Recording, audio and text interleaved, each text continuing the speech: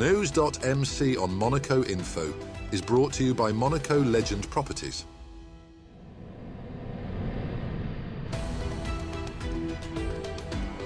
Bringing you news on Monaco's economy, culture, sports and more. Welcome to News.mc, your English rendezvous on Monaco Info. Coming up on News.mc, discover past week's top stories and meet the people who make Monaco. My name is Ian Cockrell. I'm the CEO of Endeavour Mining, and you're watching News.mc on Monaco Info. What's been making headline in the past week?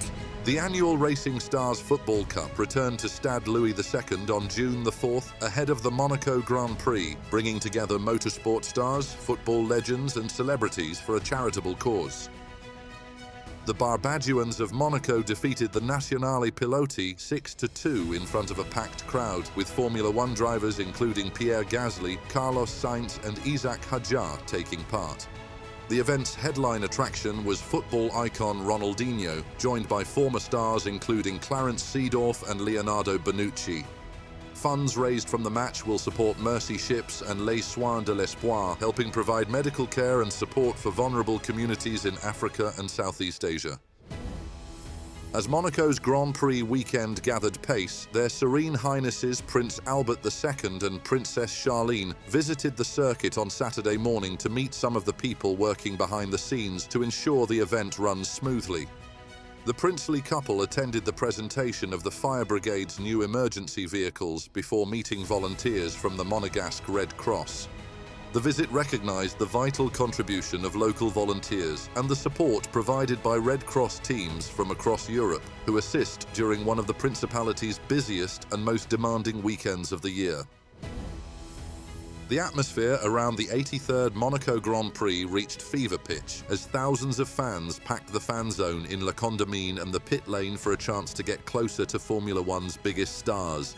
Drivers including Max Verstappen, Lewis Hamilton, Pierre Gasly, Kimi Antonelli and hometown hero Charles Leclerc were greeted by huge cheers, with Leclerc once again attracting the loudest support from local fans. The fan zone proved one of the weekend's most popular attractions, allowing supporters to meet drivers, enjoy live entertainment and immerse themselves in the unique Grand Prix atmosphere. Families travelled from across Europe to experience the event, many hoping to witness another memorable performance from Leclerc on home soil.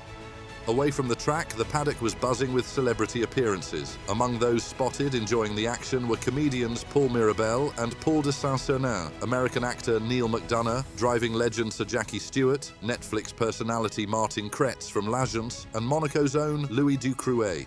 Kim and Khloe Kardashian also attracted attention as they visited the circuit to support Lewis Hamilton. With packed grandstands, celebrity guests and passionate fans filling every corner of the Principality, Monaco once again demonstrated why its Grand Prix remains one of the most glamorous and iconic events in world sport. Kimi Antonelli continued his remarkable 2026 season by winning the Monaco Grand Prix on June the 7th and securing a fifth consecutive victory. Starting from pole position, the Mercedes driver led from the opening lap and remained in control despite a race filled with incidents, safety cars and a red flag stoppage. Max Verstappen retired on the opening lap after stalling on the grid, while Lando Norris was forced out with a battery failure. Home favourite Charles Leclerc also saw his hopes end when he crashed at the final corner, triggering a red flag after damage to the track surface. Following a second standing start, Antonelli comfortably held off Lewis Hamilton to take victory. Hamilton finished second, while Isaac Hadjar inherited third place after post-race penalties reshuffled the final order. The Federation of Monegasque Enterprises took part in the 25th edition of the Entrepreneurial Trade Fair in Nice on June the 8th, marking the organisation's first appearance at the event. The fair focused on cooperation and economic development across the Riviera. FEDEM used the occasion to promote its proposed metro link between Nice and Ventimiglia, highlighting the project's long-term economic and environmental benefits for the region. Representatives argued that improved transport infrastructure would support the 100,000 people who travel to Monaco daily, including 60,000 employees. The event also reinforced the strong ties between Monaco and the Alpes Maritimes. The Monegasque Federation of Paijeda was honored at UNESCO during its annual Sport and Wellbeing Day on June the 8th, an event promoting peace, cultural exchange and social cohesion through sport. Invited by Monaco's permanent delegation, the Federation presented demonstrations of Paijeda, a self-defense and combat discipline created in Monaco in 2020. Organizers highlighted the sport's educational and ethical values, as well as its role in preserving Monegasque culture through the use of the national language and colors. Federation members also visited UNESCO headquarters, reinforcing Monaco's commitment to promoting culture, heritage and peace through sport. More than 70 school children gathered at Lavoto Beach for the Princess Charlene Foundation's annual Water Safety Day on June the 9th, a key initiative aimed at preventing drownings and promoting life-saving skills.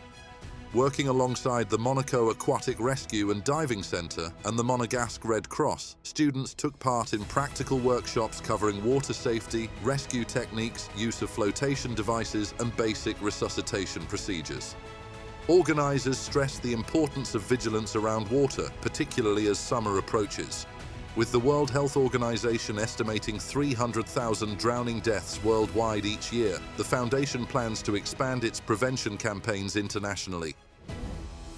On June the 10th, Monte-Carlo Société des Bains de Mer announced record financial results for the year ending March 31st, 2026, with revenues reaching €861 million, an increase of 12% compared with the previous year. Growth was recorded across all sectors, including hotels, gaming and rental activities, while operating income rose 16%. Chairman and CEO Stefan Valeri attributed the performance to continued investment, operational excellence, and a focus on customer experience. The group is pressing ahead with major projects in 2026 and beyond. Monaco's attractiveness unit has been rebranded as Invest Monaco, reflecting a clearer and more internationally recognizable identity. The organization's mission remains to promote the Principality's opportunities while supporting individuals, entrepreneurs and investors looking to establish projects in Monaco. Officials say the new name better conveys Monaco's entrepreneurial and dynamic character to international audiences. Invest Monaco will continue acting as a bridge between the public and private sectors, helping newcomers navigate the Principality while showcasing the advantages of living, working and investing in Monaco. The Roca team is heading to the Betclic Elite Final for a fifth consecutive season after defeating Nanterre 89-78 to win their semi-final series on Monday, June 8th. Despite a squad weakened by injuries, Monaco recovered from a slow start and took control through strong performances from Elia Kobo, Matthew Strazel and Jaron Blossomgame. The victory keeps the Principality club on course for another French championship title as it prepares for the final.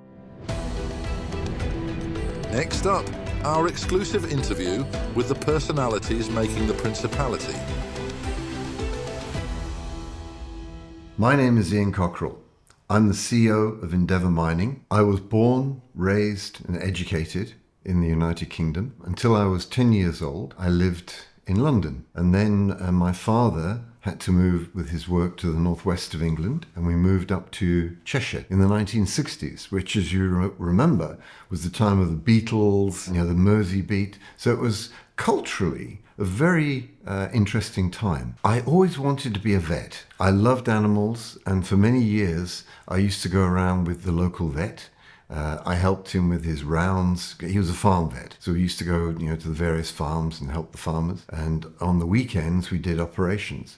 And I always wanted to be a vet, but I was just not clever enough to get into veterinary school. In the UK, there's something like 17 applicants for every place. So that was not on. And I eventually landed up studying geology, and I graduated. And then I had a choice after I could have carried on and done a postgraduate medical degree. I could have joined National Westminster Bank as a trainee banker. I could have joined a commodity trading business in the city in London, or I could have gone out to Africa. Even though I was thinking about doing something in the sort of medical space, I thought, no, let me go out to Africa. And I went out to South Africa. I was working on a mine, but I found that I was much more interested in the mining side of things. And after a year, I transferred from being a geologist to become a trainee miner. So I got a blasting certificate and then became a miner. That started my initial sort of 21-year career with the Anglo-American group. My whole career, I've been really fortunate that I've worked on every continent around the world. I always joke and say that I've been very lucky that I've been to places that National Geographic photographers have not been to. And for someone who wanted to start out being a vet, having almost by default landing up in the mining space, I've loved it. I've been very, very fortunate. And I did that for 14 years. And I was deputy chair of the company that I still work with, Endeavour Mining. I've now been in the role as CEO of Endeavour Mining. Endeavour Mining is a FTSE 100 gold miner based in West Africa. We are one of the top 10 global gold mining businesses. I've thoroughly enjoyed it. It's been a great experience. We've got this fabulous footprint in West Africa, some really good mines. We have one in Senegal, we have two in Côte d'Ivoire, two in Burkina Faso, and we'll shortly be announcing the development of a third mine in Côte d'Ivoire. So our limits to growth are a little bit more constrained. So we've got to start looking outside of West Africa as well. The psychology of gold is fascinating. If you think about it, for thousands of years, people have revered gold. It's something which is precious. It's unbreakable. You can't destroy it. It's something which gives you tangible value. The one thing about gold is that gold is no one else's liability. You can have stocks, you can have shares, you can have ETFs and all sorts. If you have an ounce of gold, it's yours. It's tangible, it's real. Can't be taken away.